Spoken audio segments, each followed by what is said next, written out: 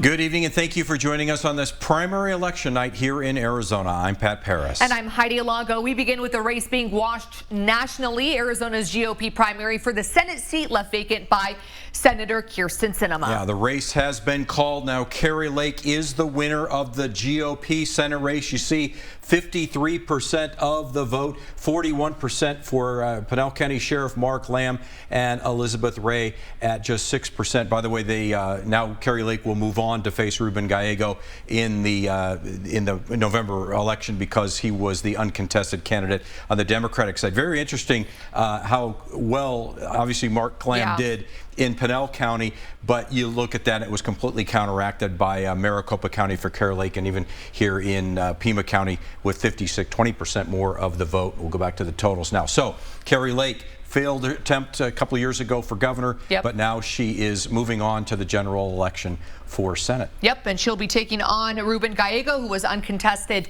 and will be going to the November election. Ryan Fish and Adam Klepp are covering our Senate race this evening. Now let's go to Ryan now, who's live in Phoenix with the candidate leading in the polls and now already called the winner tonight, Kari Lake. Ryan, what can you tell us from there? Yeah, Pat and Heidi, as you mentioned, Kari Lake was the favorite in this race. The results, not a huge surprise here. There was already a buzz in the room, but those early results were strong enough for Lake to really set the celebration off. And we have some video of when they announced that here, that the race had been called by outlets for Lake. Lots of cheering. And then, as one speaker said tonight, quote, "We are on to the general," meaning the general election. Reverends here spoke tonight about faith, the black community support for Kari Lake in his experience, as well as someone representing law enforcement who spoke tonight as Kari Lake supporters look ahead now to November. Please get out and vote, and do as the men and women that I represent. Please put a check mark next to Kari Lake's name. Thank you. Kari Lake was originally scheduled to speak around 9:30 here tonight, and we'll see if she takes the stage around then or even sooner now that multiple outlets have called the race in her favor. For now, live in Phoenix, Ryan Fish, KGUN. All right, Ryan, thank you so much. Let's head to Pinal County now, where Mark Lamb is hosting his watch party. Yeah, KGUN9's Adam Klepp is there, and I'm sure the mood is a little different in Pinal County right now, Adam, than it was up in Phoenix. Pat and Heidi, yeah, as you said, there was a lot of support at home for Sheriff Lamb here in Pinal County, but the initial results a little bit disappointing. Mark Lamb even said that so himself after they dropped. You can see, though, he is still here with his supporters, making sure he shakes all their hands, takes all of the pictures, really thanking them for their support through this Senate campaign. And I just spoke to Mark Lamb a second ago, and he's not necessarily conceding this race yet, saying he still believes they're within striking distance and that he would perform well in some of the more rural counties as these votes continue to come in. Most of all, though, he told me he's just proud of how he ran this race, focusing on Arizona, Arizonans, and the issues he cares about. And you don't need all the money from all over the country. You don't need the DC money. You don't need all the things. What you need is purpose and conviction in the things that you love. And I did just speak to Mark Lamb seconds ago before we went live here. I'll bring you some of that conversation coming up at 10 o'clock. For now, reporting from Pinal County, Adam Klepp, KGUN9. Back to you guys for more election races. All right, Adam, thank you. Let's go ahead and turn our attention now to the race for the U.S. Representative for District 6. Juan Ciscomani, the incumbent, versus Kathleen Wynne to go on to face Kristen Ingle, the uncontested Democrat. And you can see here, it's been called. Yeah, he is the winner, 62% of the vote. He was the favorite coming in. Polls showed him ahead of Wynne, but Juan Ciscomani, after just one term, is going back to the general election where he'll face Kristen Ingle with an opportunity for him to go back for a second term to Washington. And we'll see how he fares in the general now. And Craig Smith is live from Juan Ciscomani's watch party event in the Catalina foothills. Craig, what are you seeing there? Well, we're seeing a lot of celebration here. They got the news that they wanted to hear fairly early in the night with a convincing win over Kathleen Wynne, and now they're saying they are moving ahead to the election, and they are preparing to basically attack the policies of Joe Biden, who they see as inherited by Kamala Harris.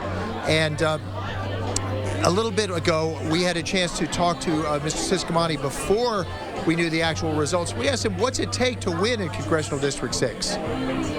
You win it by showing results. That's the number one thing. First election, we talked about what we were going to do. And then during our term, we've done that. We've talked to everyone, even the people that we don't see eye to eye with. I've had an open door policy and do my best to represent the district as a whole. Now, they also talked looking ahead towards the overall election, the presidential election, the congressional and the Senate election. He basically urged everyone to be careful to support Republicans down the line so they would not only have the White House, but regain control of the Senate and retain control of the House. Reporting live, Craig Smith, KGUN 9. All right, Craig, thank you. Let's look a little closer into these numbers. I think they're interesting. Of course, Kristen Ingle, uncontested, so she moves on, 100% of the vote. But for Juan Ciscomani, he talked about, representing and getting out 71% in Safford County, 67% of the vote there in Cochise County, and then in Pima County at 60%, where you would expect Wynn to do a little bit better, and then even up in Pinell County at 60-40. So I guess my point is he fared very well in all 5 portions of counties that make up District 6. Yep, and he will go on, of course, to face Kristen Ingle in the general election come November. All right, now let's look at the Pima County Attorney's race. Incumbent Democrat Laura Conover seeking re-election, challenged by the Democrat Mike Jetty, and there was some thoughts that Jetty had kind of made a move in the last couple of weeks to narrow the gap, but it does look like Laura Conover has a commanding lead and looks like she'll be headed back for a second term as Pima County Attorney. Yep, it has not officially been called yet, but it looks like that is the case. And don't forget, there is no Republican running, so this in essence was for that attorney's office, because the general election will just be a rubber stamp with no actual Republican running against her. Well, let's move on now. We are going to be talking about this race, and we are going to check in now with our team coverage. We're going to start off with Andrew Christensen joining us live from the Catalina foothills. Yeah, so Pat and Heidi, the energy in this room is just so high. People were chanting 4 more years of Laura Conover. They were so excited. She made a speech about 20 minutes ago saying that this isn't just a win for her. This is a win for her voters, but also for Pima County. And I got the chance to speak with her about a month ago during our election profile about the issues that were important to her and also to her voters and things she's going to do with 4 more years. Now, one of those things was the cash bail bond system. That's something that we talked about. She tells me she's hoping it's eliminated statewide. We also talked about giving people who committed crimes second chances, which is something she says should be possible in some cases. She says she's also against the death penalty. Now, the energy in this room, like I said, is very, very high. Right now, we're going to be live for 9, but we're also going to be live for 10. I'll keep you updated on all the election results and the momentum here in this room. Reporting on 17th and Plummer, Andrew Christensen, KGUN 9. All right, Andrew, thank you so much. Yeah, let's turn our attention to the Jetty, the opponent there, and that's Kenny Dars down at Midtown, and he's got more on what's going on at that watch party as well. Yes, Pat, that's absolutely right. I'm here at Public Union House where Mike Jetty, his campaign, family, friends, and supporters held a very private watch party event here in a room here in the restaurant where media was not allowed. But despite a hard-fought battle and touting nearly 2 decades of prosecutorial experience, Jetty losing to the incumbent Laura Conover on tonight's election race. Now, Jetty he went into the race touting 17 years of experience as a prosecutor on all levels of government, from the local, state, and the federal levels. He also was heavily involved outside of politics here in Tucson, having previously served on the Tucson Clean and Beautiful, as well as the Tucson Museum of Art. Now, I did have a chance to speak with Jetty briefly before we went live on the air. He said while he was disappointed in tonight's loss, he gave much of his credit to his campaign and all the work they put into this moment, and also saying he felt bad for them in the fact that it obviously did result in a loss. We will hear from him coming up tonight at 10, but for now, reporting from Public Union House, Kenny Dar, KGUN 9. All right, Kenny, thank you so much. At the Pima County Election Center, some crews have been hard at work since as early as 4:30 this morning and have continued the work well into the evening. Yeah, KGUN 9's Madison Thomas is there now at the Election Center live. And Madison, tell us, I'm sure it's frantic work, at least through the evening it has been.